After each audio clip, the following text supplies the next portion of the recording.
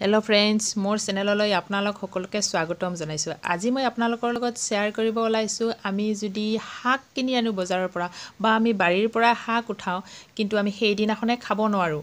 পিছ দিনালৈকে থব লাগে তেতিয়াহলে আমি সতেজ কেনেকৈ কৰি ৰাখিম সেইখিনি মই আজি আপোনালোকক কম। শাকখিনি সতেজ কৰি ৰাখিবৰ কাৰণে আমি সাধাৰণতে ফ্ৰিজ ইউজ কৰোঁ আৰু ফ্ৰিজ ইউজ কৰি আমি 2-3 দিনলৈকে আমি সতেজ কৰি ৰাখোঁ কিন্তু ফ্ৰিজ ইউজ নকৰাকৈও আমি সতেজ কৰি ৰাখিব পাৰোঁ তেনেকৈ 2-3টা পদ্ধতি আছে সতেজ কৰি ৰাখিব পৰা কিন্তু তাৰে মই এটা পদ্ধতি আপোনালোকৰ লগত শ্বেয়াৰ কৰিম।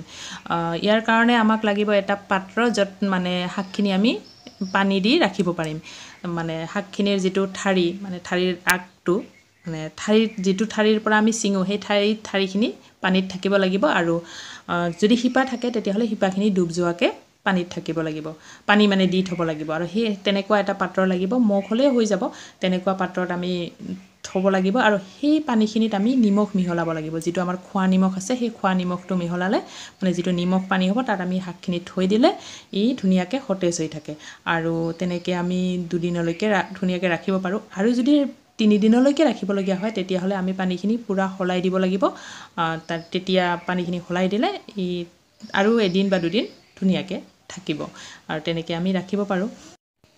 এই জিলমিল শাকখিনি মোৰ ঘৰৰ বাৰীৰে হয় সেইকাৰণে হিপাৰে সৈতে উঠালোঁ আৰু এনেকৈ ৰাখি দিলোঁ।